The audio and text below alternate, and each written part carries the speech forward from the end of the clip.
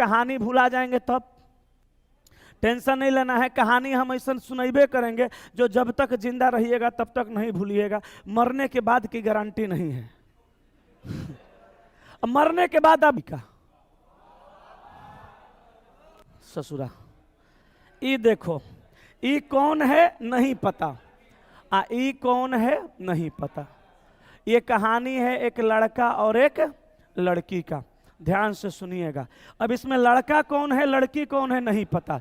चलो ये लड़का है, इसका बाल लगा देते हैं। ये कौन है बाबू, ये कौन है, ये लड़का है, ठीक है।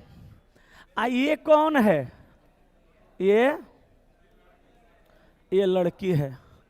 ये कौन है, ये लड़की है, ये लड़की है।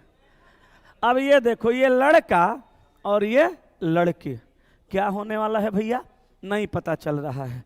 अब हम एक आदमी को और बनाते हैं, तुरंत आपको पता चल जाएगा क्या होने वाला है।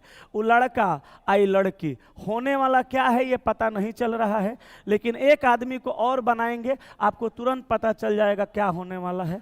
एगो और बनाते हैं, इसका नाम है अगुआ। अब समझ गए होंगे, अब समझ में आ गया। ये ऐसा प्राणी है जहां जाता है सिर्फ शादी और विवाह का बात बतियाता है। अगुआ का काम क्या है, शादी ब्याह करवाना। वैसे हमारे भारत में कई तरह की शादियां प्रचलन में है, लेकिन इस अगुआ का जरूरत सिर्फ अरेंज मैरिज में पड़ता है। यस कि नो। ऐसे हमारे भारत में कोर्ट मैरिज भी होता है, रोड मैरिज भी होता है, लव मैरिज भी होता है, पपजियो मैरिज होता है। पपजी मैरिज इंटरनेशनल होता है ना। अच्छा, हम अगर लोग कहे कि सबसे सच्चा देशभक्त आप किसको मानते हैं, तो हम कहते हैं सचिन को। सचिन तेंदुलकर को नहीं कहते हैं, उस सचिनवा को कहते हैं। लप्पू सा जो सचिन है उसी को कहते हैं। असली ओरिजिनल काम मर्द वाला वही किया, पाकिस्तान से खींच लाया, 3 बच्चे की मां को खींच लाया। सोचो करा में कितना पावर है, कितना मोहब्बत है उस लप्पू सा सचिन में कि सीमा पार करवा दिया। वो 3 बच्चों की मां को, कुंवारी लड़कियों के दिल में आग लगता तो अलग बात है, 3 बच्चे की मां नहीं रह पाई उसके बिना। सोच लो, असली देशभक्त वही है। खैर जाने दो। तो ये अगुआ का जरूरत पड़ता है भारत में अरेंज मैरिज में। Love marriage, court marriage, road marriage में अगुआ का जरूरत नहीं है। काहे कि वहाँ पे लड़का पहले से लड़की को जानता है और लड़की भी पहले से लड़का को जानते रहती है, फॉर्मेलिटी के लिए शादी होता है। लेकिन अरेंज मैरिज में ये लड़का लड़की को नहीं जानता है और लड़की भी लड़का को नहीं जानती है। खाली कहानी का मजा मत लेना, जितना बात बोलेंगे वो सब दिमाग में रखना। कहने का मतलब ये है मेरे भाई साहब कि अगुआ जो आएगा और ये जो शादी करवाएगा, ये शादी सिर्फ अरेंज मैरिज करवाएगा। और अरेंज मैरिज में लड़का अलग गांव का होना चाहिए और लड़की अलग गांव की होनी चाहिए। जब आप सवाल बनाइएगा तो वहाँ भी हम आपको दिखाएंगे, वो लड़का रहेगा वो लड़की, लेकिन वहाँ भी दोनों 2 गांव का रहना चाहिए। अब बताइए, लड़का अलग गांव का है, लड़की अलग गांव की है, तो दोनों में कोई जान पहचान नहीं, तो जान पहचान कौन करेगा, अगुआ। अब अगुआ का काम किया, इन लड़का को देख लिया, अब पहुंचा लड़की के पिताजी के पास और जाके बोलता है कि आप अपनी लड़की का शादी करेंगे। तो इसके पिताजी बोलते हैं हाँ, लड़की बड़ी हो गई है, शादी करना है, कोई अच्छा सा लड़का है तो बताइए। तो इसके अगुआ क्या करता है, इसके पिताजी से लड़का का गुणगान करना शुरू करता है। महाराज मत पूछिए, लड़का बहुत अच्छा है, लंबा है, गोरा है, चिट्टा है, पढ़ता है, लिखता है, पटना में कंपटीशन का तैयारी कर रहा है, नौकरी इस बार हो ही जाएगा, बहुत बढ़िया लड़का है। इसके पिताजी खुश हो गए, बोले बस करिए, रहने दीजिए, ऐसे ही दामाद की ज़रूरत है, हम शादी करने के लिए तैयार हैं। अब जैसे इसके पिताजी शादी करने के लिए तैयार होते हैं, पहुँचता है लड़का के पिताजी के पास, जाके बोलता है कि आप अपने लड़के का शादी करेंगे।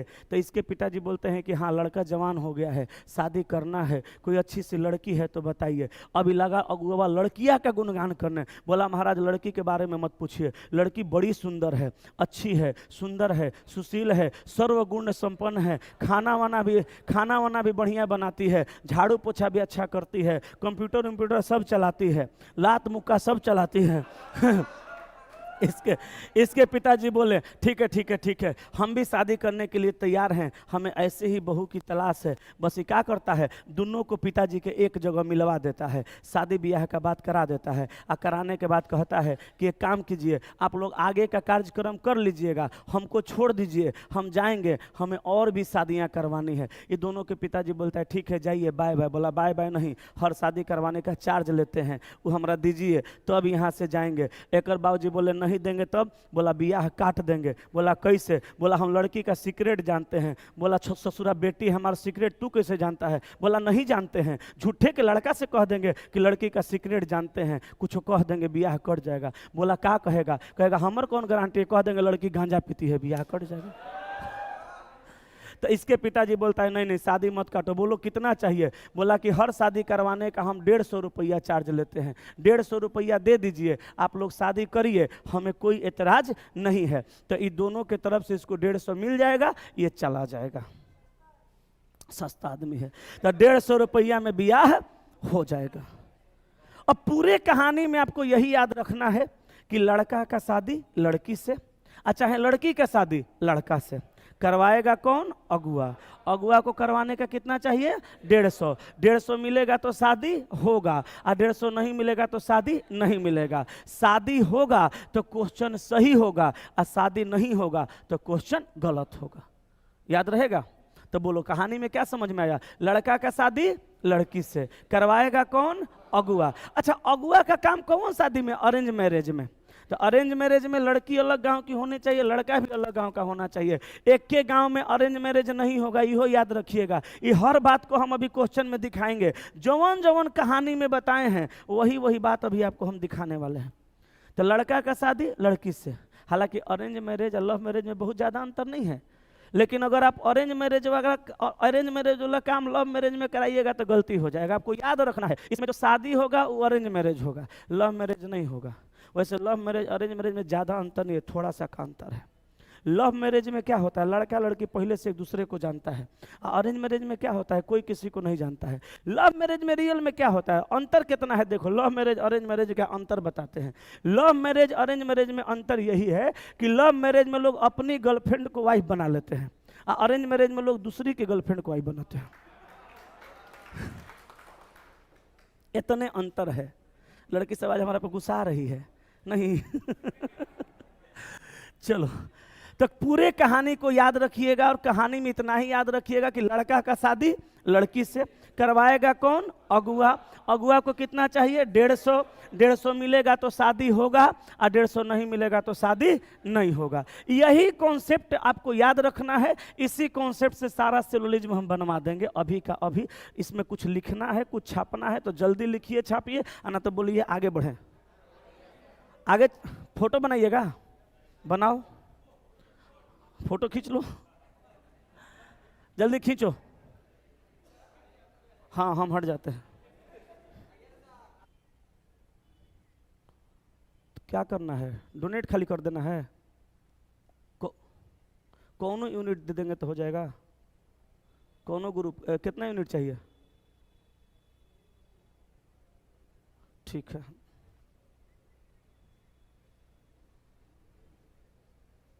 अच्छा कौन है यहाँ पे, किनसे मिलना है?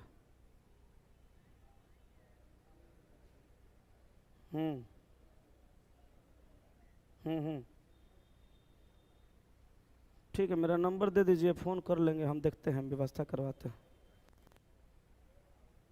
ठीक, कोई चलेंगे क्या मेरे साथ आप लोग में से? कोई भी ब्लड ग्रुप हो, 1-2 यूनिट कोई चलेंगे मेरे साथ देने? हम भी चलेंगे क्लास के बाद। आप पक्का? कसम से ना?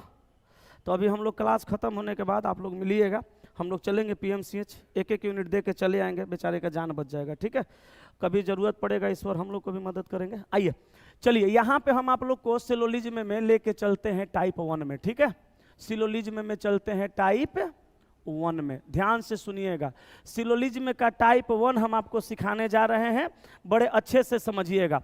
तो हम सबसे पहले टाइप 1 में क्या लिखेंगे? स्टेटमेंट को। स्टेटमेंट का मतलब होगा क्या? कथन। 1 घंटा खाली थ्योरी चलेगा, लिखिए, अब बढ़िया से समझिएगा। तो यहाँ स्टेटमेंट है, यहाँ स्टेटमेंट है, स्टेटमेंट में लिखिएगा सभी आदमी पागल है, सभी आदमी पागल है। समझिएगा, सभी आदमी पागल है। हर टाइप